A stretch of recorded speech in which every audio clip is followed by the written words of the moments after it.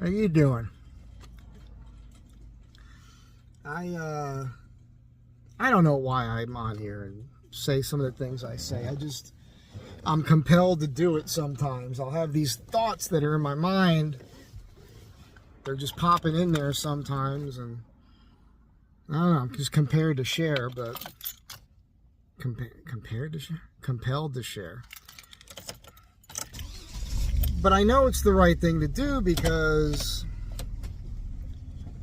lately it's proven to be the right thing to do, because I'm getting a lot of thank you notes, a lot of accolades and thank you notes from people. I'm getting them in the comments all the time, but lately there's been people watching my older videos and making new comments on them. I guess the algorithm is such now that I've got enough people watching that YouTube's making my older stuff available. And I suppose if I was just doing this all the time and didn't get any feedback from anybody, it would be weird. But the reality is some of you out there, a good number of you, are grateful for a lot of the things that I talk about, whether it's the van or some of the stuff I have to say and the life lessons I've learned that I'm sharing, usually in an entertaining way. And so that's great if I feel useful. You know, I feel like it's a purpose, right? Because without that, I don't know, without this, I don't know what I'd be doing with myself, you know? So, having said that, there's this thing that's been on my mind, and it just got triggered by seeing these security guys like a block and a half from where I live. Because there was a shooting that went viral. You may have seen it. But there's that, and then there was that incident which led to a conversation with one of my neighbors who's a California kid. Well, she's not really. Well, maybe she is. I don't know. But she's a lefty. And then it made me think of this guy I was in the Marine Corps with that got me in a lot of trouble. And his mindset too, because there's a weird thing about the way people think out here, which I'll get into that. The shooting was, you may have seen it. It's security footage of a guy, and he's at his house. He just pulls in, and he's out of his car. He's walking towards the door, and we see two thugs, armed, hop a fence and go at him. And one of them gets close to him, and the victim throws his coffee on one of the guys and draws his weapon and starts shooting. Now, I will say about that video, it bothers me because you could tell he's had training, but he doesn't, anybody can react differently in a high-stress situation. So I don't want to beat up on him too much. But I was watching him mishandle that weapon as he was putting rounds down range, and I'm watching the video going, he ain't going to hit shit. He ain't hitting nothing. So I've been meaning to talk to the security guy because there's a couple of them, but they know who I am now because they've seen me drive by so many times. I've been there for months now.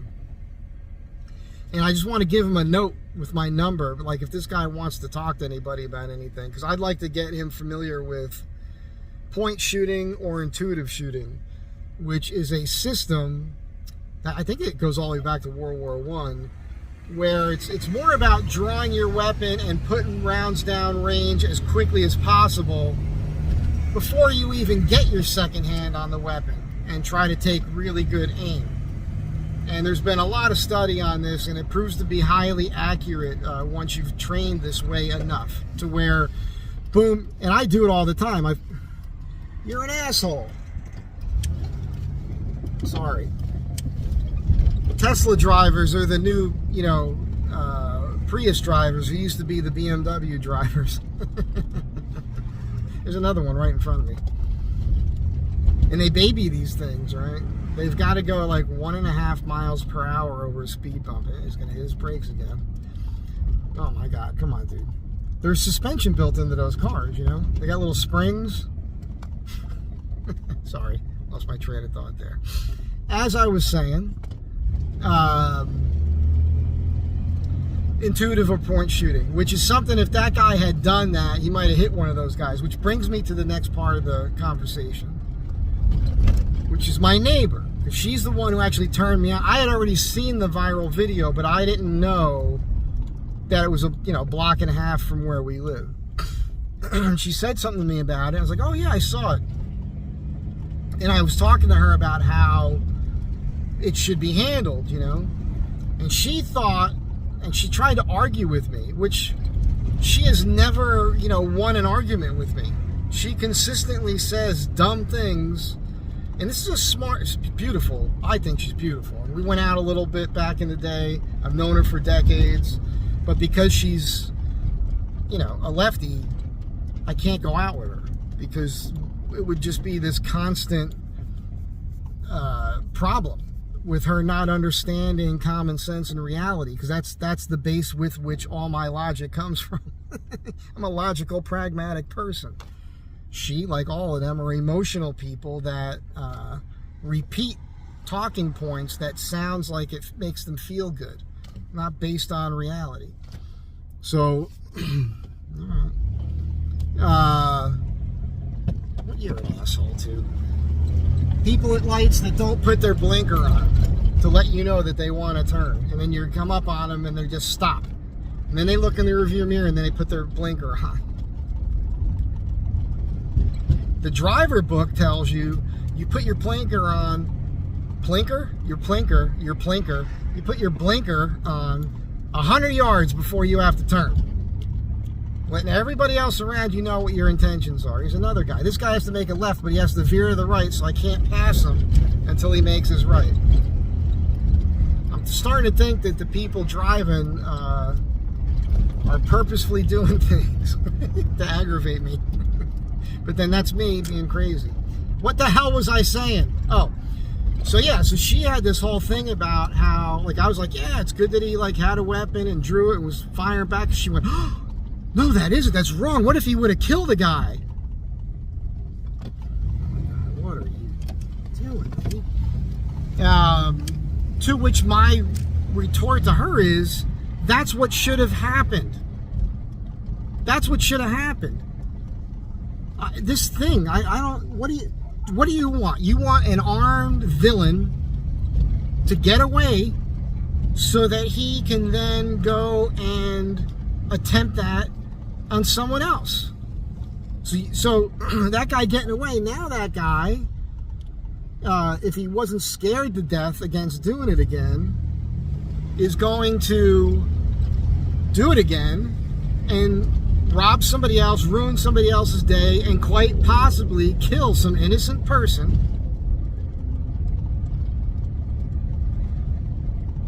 That's crazy. My take is on it, if somebody steps to me with a deadly weapon, you've just given me the okay to take you out. Now some of you are gonna say, well, you value your stuff more than human life? To which my answer is, well, clearly that guy values my shit more than his life. That was his choice, right? They've been emboldened here in LA. You could steal something like $950 worth of shit now. Just go to the store and take it. Every single time I go to the store and I pay for something, I feel like a sucker now. That is just how I feel. And so you've got people just committing crimes, and a lot of the times they're using a weapon. I think that's crazy. Just think that's crazy. And for some reason, it made me think of this other thing, which has nothing to do with any of this. I don't know why it popped into my head, but it goes to a mindset. I was always a pretty confident guy, just the way I was raised, and I had a lot of wild experiences. We moved around a lot, and I come from some tough areas. I was getting in fights my whole life, ever since I was a little tiny kid. And I could always hold my own. When I got a little bit older, I had to stop. It was a deal I made with my dad because it was too much. So there's definitely some people can tell you they've seen me appear to be like a wuss. I have been a few times. But purposefully. Like there hasn't been a reason why I really had to get physical, right? So I'll let somebody talk some smack to me or something. I'm not going to react to that. Even going back to when I was young, I'm more apt to do that now. If you're just saying stupid shit to me, I'm not going to react to that. That's not such a big deal. But after I became a Marine, my confidence level was super high, and it wasn't just about earning the Eagle, Globe, and Anchor. You know, like a year or so into it, I had had some pretty weird experiences already, you know, where I knew I was real. Also, my body had developed. So I went from, when I went to boot camp, I was like 163 pounds, pudgy. And when I got out of boot camp, I was 150, and I went down to like 148, and I had a 36-inch chest. And less than a year later, I was 185 pounds with an 48-inch chest, which is still what I am now. Although I'm a little bit more than 185. If I was 185 right now, I'd look like a fucking god. And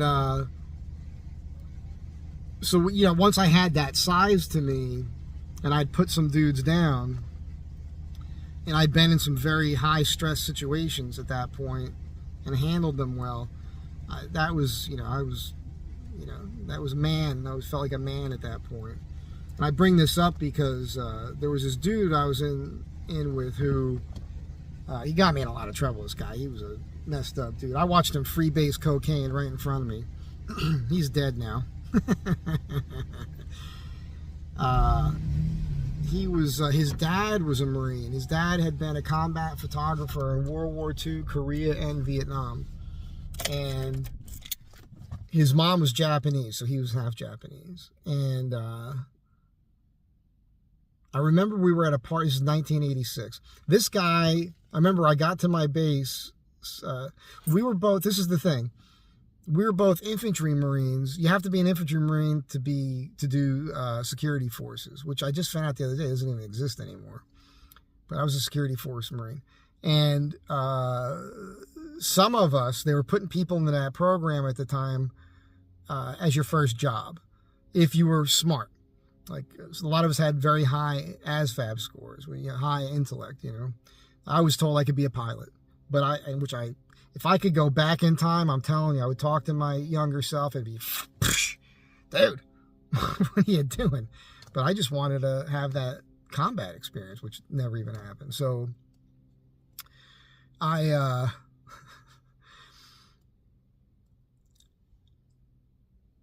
they were giving new guys this job if you were smart. That's all I'm trying to say. So anyhow, I'm friends with this guy. He saw me unpacking my clothes, and he said, "You're a surfer. I know you're a surfer. I can tell by your clothes." So he took me surfing up the county line. And this guy was real good looking, pretty jacked, you know, super fit dude, and amazing athlete. I saw him do things on a surfboard I had never seen with my own eyes before. I saw him come off the lip, completely out of the water, and then come back down and hit the wave and keep surfing.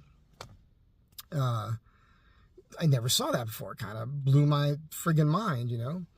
And then we used to hang out together, which was a mistake. But I'm just bringing this up for like the mindset thing. We were at a party, and this is the California idea. It's kind of like what this woman was saying up there. And people out here make a big deal about other people. They make a big deal out of, I'm sorry if I'm distracted, but I got neighbors walking by the van and saying hi and everything else. People out here, like, they make a thing out of people who are famous, or somebody they think is dangerous, or thugs, or gang people, whatever. Where I come from, we don't see things that way, really. Like, at least a lot of the guys I hung out with, you know, I wasn't intimidated by anybody, never have been. So I'm not impressed by that you're putting on a look to look tough, because what I've learned too in decades of being out in the world is a lot of the people who are trying to look tough ain't. You know what I'm saying? It's a way to look to keep people from screwing with them. That's all it is. So which is not a bad idea. It's a pretty smart idea. But I just remember, for some reason, this popped into my mind. Long about way, how long have I been talking about this, trying to get to this story? I think it was Social Distortion, the band. I want to say that's who it was, but it might not have been, because I don't really recall, and I didn't know who they were at the time. But the guy I was with, Kaz, this crazy Marine, said to me at this party, he says, don't fuck with those guys. Don't screw. If you catch them in a bad mood, they'll pull a knife on you. I'm 19 years old. You know, I look at him like, what are you? You're a Marine, dude. There's nothing. There's nobody here that I'm scared of or I'm intimidated by. If somebody pulls a knife on me, I'm going to take it from them, and it's not going to work out well for them. And you know that too. So what the fuck are you telling me? Are you trying to get me scared of these dudes wearing leather jackets and mascara? It's ridiculous. But that's a thing out here. I don't know what that is. It's a weird thing. I don't know what the hell I'm talking about. I'm just telling a ridiculous story. This felt compelled to do so. You know what this is really about? I want to say thank you for thanking me. All of you, especially those of you in this past week, ever since the new year, I've been getting tons of messages, either emails, notes on Instagram, DMs on Instagram, Facebook, my other Facebook pages, tons of notes. Every day, a couple every day. Thank you for this video. Thank you for saying that. You've helped me get through some rough times. You put things in a certain perspective I hadn't thought of before. Thank you for giving me the confidence with the van. I've taken on all these challenges. One guy, I think it was this morning, I read one. And the guy, had a van for a couple months now. He's been watching all the videos. And so he's learning how to do some of the stuff on his own. Keep in mind, my videos, they're not how-to videos necessarily. They're just me doing it. I'm showing you how I'm doing it. You better watch them all, though, like on a particular topic, like the engine mount thing. I started with one thing. I ended up a whole different place. So watch all of them. But it makes me feel good knowing I'm helping other people out. And that's the only reason I'm doing this. I'm compelled to do it. And if I wasn't getting the positive feedback and reinforcement from you guys, I wouldn't be doing it, So and I think some of you are annoyed by me. I don't know, every once in a while I get some weird. The video I have that has the most views is the one where I talked about Richard Marsenko with Red Cell, which is the last mission. Which the title might seem clickbaity, but it was that after that mission he got put in the brig and then he was kicked out of the Navy. And you might want to watch that because it's a true story and it happened while I was there at Seal Beach. And some guy just wrote, boring. It's just funny to me, It makes me wonder, like, who's that guy? Like, he's probably a barrel of laughs, right? That guy's probably the most exciting guy out there. I bored him. Am I boring you? Are you still here? Are you still here? What the hell are you doing here? You don't have anything else better to do? Go do something better. And be kind to somebody. Do a favor for someone. Help somebody out. Carry some old lady's bag up the stairs. That's it for now. Have a good day. Be kind to one another. I'll catch you on the next one.